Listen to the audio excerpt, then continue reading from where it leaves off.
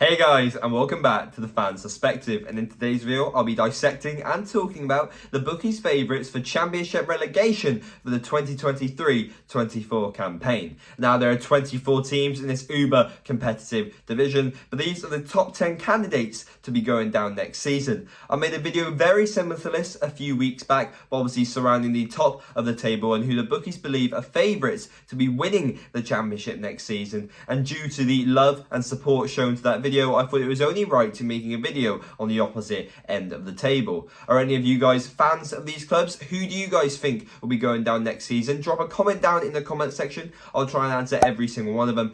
Smash that like button, subscribe to the channel and hit that notification bell so you know when the video goes live. And yeah, without further ado guys, let's get into it.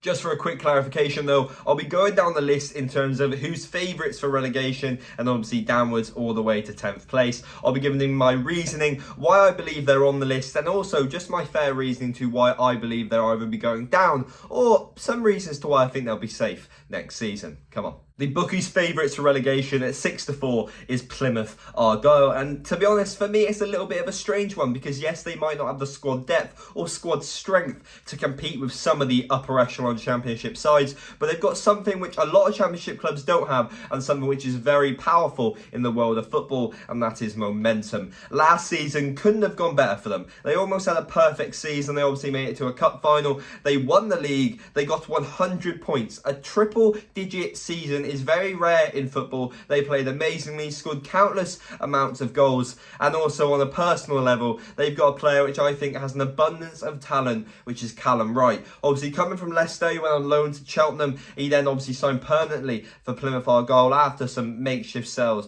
at Blackpool, but I think he'll fit in very well into Championship football, and I think he'll shine very bright in this division. Me personally, I do not think Plymouth are going to go down because unless something terrible happens, like I said, I think they've got no momentum and they've got a strict group of players who knows how they work, they know how to win games, and despite it being harder opposition, I personally think they'll be okay.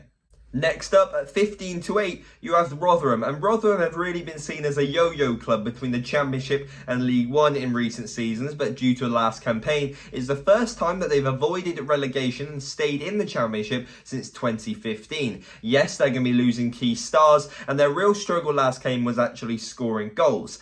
But what a better way to increase your scoring numbers by bringing in a Championship legend, Billy Sharp. Billy Sharp has just been released by Sheffield United after their promotion to the Premier League. The 37-year-old is an experienced bagsman, and he seems like his job is not done in the Championship. And if they can bring in Billy Sharp, he might not be as good as he once was, but it's definitely something which will increase their chances of staying up. Me personally though, I would put them in the bottom three. At 3-1, you have Huddersfield. Yes, they did pull off an absolute masterstroke in keeping Warnock for another season, and he does definitely have a lot more pull than other managers in the division. But unless he can pull off many decent signings and improve that squad depth and actually just change the morale of the club, I just don't think lightning strikes twice, and for me personally, they are my favourites for relegation. Next up, at 10-3, you have Birmingham City. Now, the biggest team in Birmingham have had their fair share of struggles in recent seasons with the likes of terrible ownership, asbestos, player departures, and much, much more. But the brutal facts are they haven't finished above 17th since 2015. Now, to put into context, in the 2015-16 season, Dimitri Payet was at West Ham, Benteke was at Liverpool, and Gylfi Sigurdsson was in the same division as Wayne Let's move on, shall we?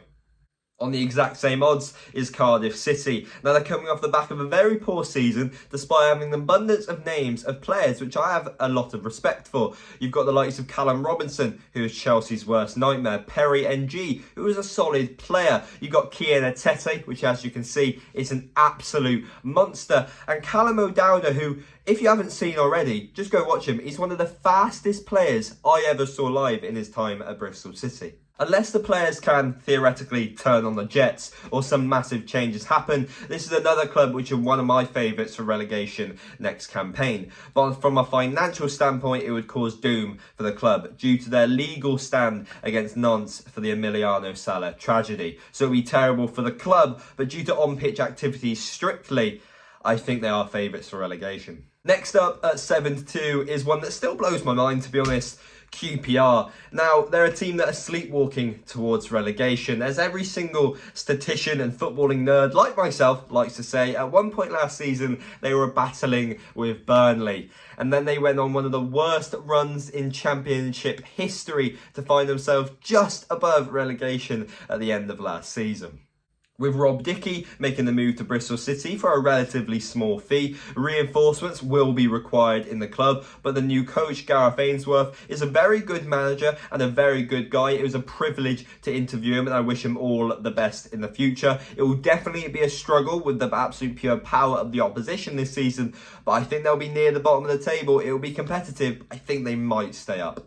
And the exact same odds once more is Sheffield Wednesday. Wednesday were another one of the teams promoted last season, 4 points off a triple figure points tally, and they've just come off the back of the best comeback in not just Championship, but playoff football history. It was the limbs of the season. I still can't believe it happened, but I remember it perfectly. I was watching it on the tube and my connection disappeared when the penalties began.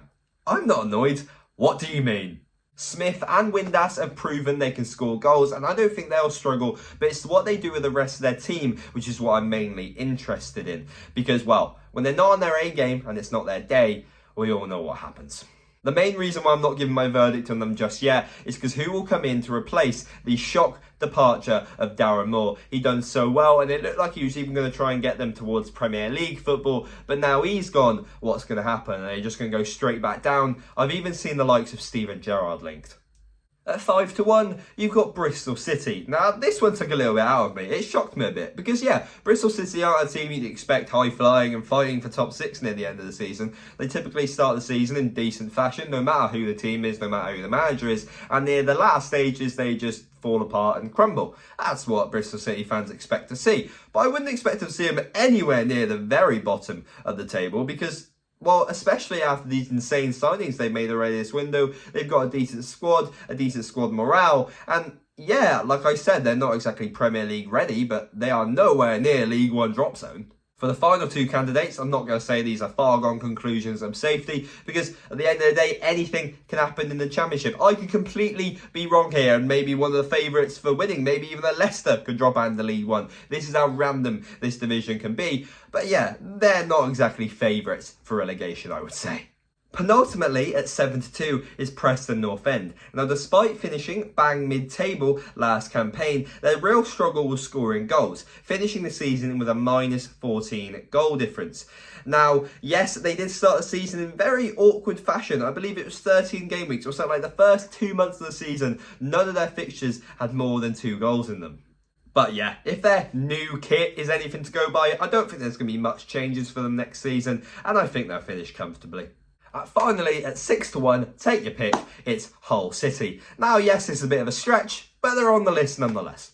A key thing for them, we'll see if they have the pull to get Carl Darlow to return. He's a very decent goalkeeper for the Championship, but they should be fine. They got Jacob Greaves at the back, and if he plays anything like he did at Cheltenham, you might as well not even attack against him. If you go to a Hull City alumni, Curtis Davies is on the verge of signing for Cheltenham Town. This is absolutely massive for Cheltenham. I'm going to stick to the rest of the Championship talk, but oh my God, this could be one of our biggest signings in a very long time. And that is it, guys. I really hope you guys did enjoy this video, and thank you for support on the channel recently. The channel's been popping off lately. I've set myself a miniature goal. I'm trying to hit 5,000 subscribers before we get back to uni, so that'll be around September 15th. If we can hit that, that'll be absolutely amazing. Just a little incentive. I'll try and give you a little sneak peek.